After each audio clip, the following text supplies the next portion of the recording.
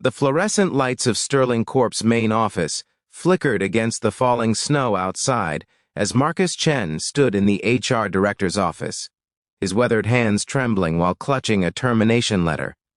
It was 6 p.m. on Christmas Eve, and the father of two had just been told his services were no longer needed, effective immediately.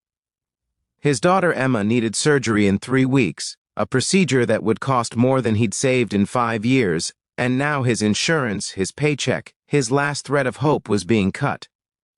The HR director, a stern woman named Patricia, slid his final paycheck across the desk with all the warmth of winter concrete, mentioning something about budget cuts and performance issues.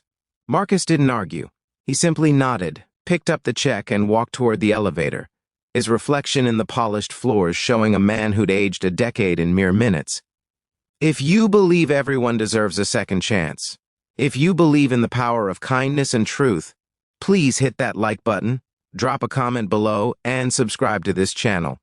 Your support means everything, and this story will show you why we must never judge too quickly. Marcus had been working double shifts at Sterling Corp for 3 years, ever since his wife Sarah passed away from the same heart condition their daughter had inherited. He was a janitor, invisible to most executives who rushed past him in expensive suits, their eyes glued to phones worth more than his monthly rent. But Marcus took pride in his work. Every floor he mopped, every window he cleaned, every trash bin he emptied was done with dignity because it meant food on the table for Emma and his son Jacob. The kids never complained about their modest apartment or second-hand clothes. Emma, at 12 years old, would smile through the pain in her chest and tell her father she was fine, even when she wasn't. Jacob, only 8, had learned to be the man of the house when his father worked nights, reading stories to his sister and making her laugh when the medications made her feel sick. That Christmas Eve, Marcus walked through the city streets as snow turned them white and pristine, a cruel contrast to the darkness spreading through his heart. He passed families laughing in restaurants, children pressing their noses against toy store windows, couples holding hands beneath decorated streetlights. His phone buzzed with a text from Jacob asking when he'd be home, if they could open one present, before bed like they did every year. Marcus sat on a frozen bench in the park and allowed himself one moment of complete despair. He thought about his options, each one bleaker than the last.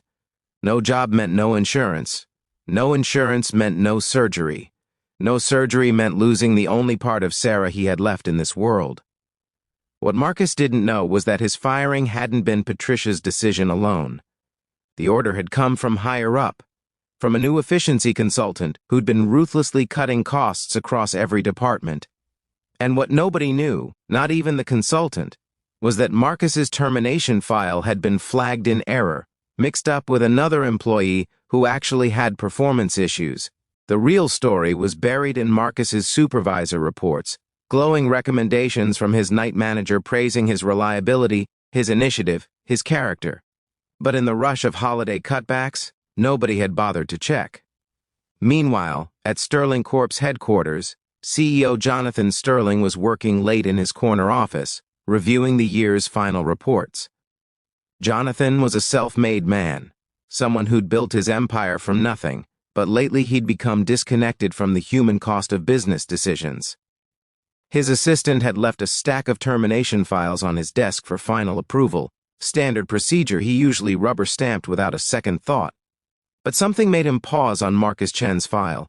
Perhaps it was the date, Christmas Eve, the same night his own father had lost his job 40 years ago. Perhaps it was the accompanying photo showing a man with kind eyes and calloused hands. Jonathan opened the file completely and began reading.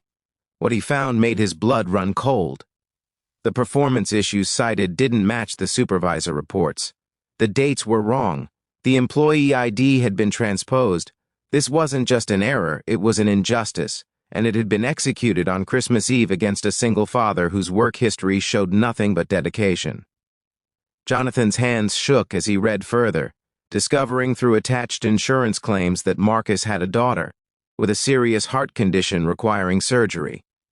The CEO, whose own daughter was home right now, hanging stockings and baking cookies in their mansion across town, felt something break inside his chest. He grabbed his coat and ran. Jonathan Sterling, a man worth hundreds of millions, rushed through the empty office, demanding someone find Marcus Chen's home address. The security guard pulled it up, and Jonathan was in his car within minutes, driving through Christmas Eve traffic like a man possessed. He found the address in a modest neighborhood where decorations were simpler but somehow more sincere. He climbed 3 flights of stairs and knocked on apartment 3B. Marcus opened the door, still in his work clothes, his eyes red. Behind him, Jonathan could see 2 children sitting by a small, beautiful tree decorated with handmade ornaments. The CEO couldn't speak at first.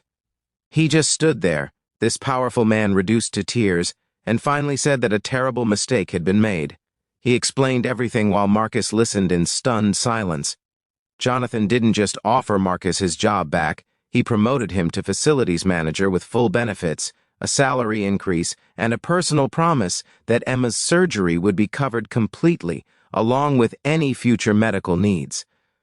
But more than that, Jonathan established the Sarah Chen Memorial Fund. That night, a foundation ensuring no Sterling Corp employee would ever face medical bankruptcy. He restructured his entire HR department, implemented review processes, and began actually reading the files that crossed his desk. Because one mistake, one moment of human disconnection, had almost cost a good man everything. If this story touched your heart, if you believe in redemption and second chances, please like this video, share it with someone who needs hope today, and leave a comment telling us about a time kindness changed your life. Marcus Chen worked at Sterling Corp for 20 more years, and his children grew up healthy and strong. Emma became a cardiologist, dedicating her life to helping children like herself. Jacob became a social worker, never forgetting what rock bottom looked like. And Jonathan Sterling never signed another termination letter without seeing the human being behind the paperwork. That Christmas Eve changed them all, proving that sometimes the greatest gifts come wrapped in our darkest moments, and that truth, when finally revealed, has the power to break down walls and build up souls. Before we close, drop a comment below with just one word describing how this story made you feel. We read every single one. Some mistakes can be corrected, some hearts can be mended, and some Christmas Eves become the turning point where everything changes. Marcus kept that termination letter framed in his office for the rest of his career, not as a reminder of pain, but as proof that even in our lowest moments, redemption is possible. And sometimes the truth arrives just in time to save us all.